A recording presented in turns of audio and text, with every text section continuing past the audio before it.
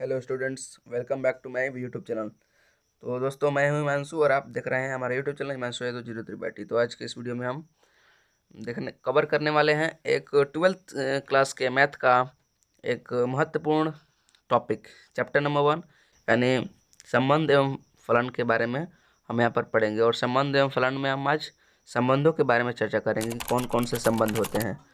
तो चलिए इस वीडियो को फटाफट से शुरू करते हैं।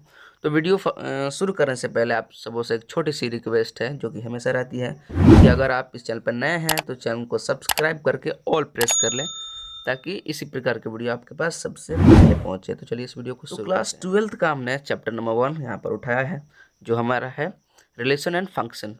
तो यहाँ पर हम रिलेशन का टाइप पढ़ेंगे कि कितने टाइप होते हैं। तो बेसिकली यहाँ पर देखें तो रिलेशन के 3 टाइप्स होते हैं, स्वतुल्य, सममित और संक्रामक। हमने यहाँ पर इंग्लिश नहीं लिखा है, यहाँ पर हिंदी में ही हमने लिखा है तो थोड़ा मिस्टेक हो गया।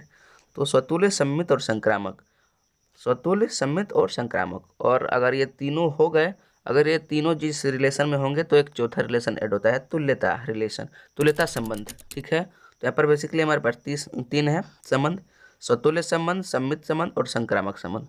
इन तीनों संबंधों को हम बारी बारी से फर्स्ट जो हमारा रिलेशन है, पहला जो हमारा संबंध है उसको हम देखते हैं। पहला हमारा है स्वतुल्य संबंध। स्वतुल्य संबंध क्या होता है भाई?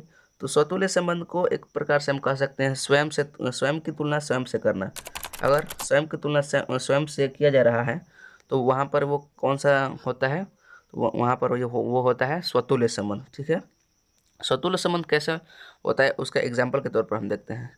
जैसे एक है तो एक एक, दो है तो दो दो, तीन है तो तीन तीन। मतलब एक का संबंध एक के साथ, दो का संबंध दो के साथ और तीन का संबंध तीन के साथ। अगर कोई रिलेशन दिया है उसके अवयव अगर एक दो तीन है, अगर कोई समुच्चय दिया है उसके अवयव एक दो तीन है तो वहाँ पर ये रिलेशन अगर हमको दर्शाना है, स्वतुल्य अगर संबंध अगर किसी रिलेशन में है तो इस प्रकार का होगा, एक एक, दो दो, तीन तीन। मतलब जितने भी हैं उसमें अवयव तो स्वयं का संबंध स्वयं के साथ होगा। मतलब एक का संबंध एक के साथ, दो का संबंध दो के साथ, तीन का संबंध तीन के साथ। तो यहाँ पर ये हमने समझ गया। अब बढ़ते हैं दूसरे संबंध की तरफ जो हमारा है। दूसरा संबंध है सममित संबंध। सममित संबंध, तो सममित संबंध क्या होता है? यदि संबंध में ए बी एवं बी ए हो, मतलब कि दो व्यक्ति हैं, दो पर्सन मान लें, एक व्यक्ति ए है और एक व्यक्ति बी है, तो अगर ए का संबंध बी के साथ है तो बी का संबंध भी ए के साथ होना चाहिए। अगर ये वाला कंडीशन है तो वो संबंध सममित संबंध कहलाता है। क्या कहलाता है? सममित संबंध कहलाता है। अगर ए का संबंध बी के साथ हो तो बी का संबंध भी ए के साथ होना चाहिए, तभी वो क्या कहलाएगा? सममित संबंध कहलाएगा। एग्जाम्पल के तौर पर देखते हैं हम।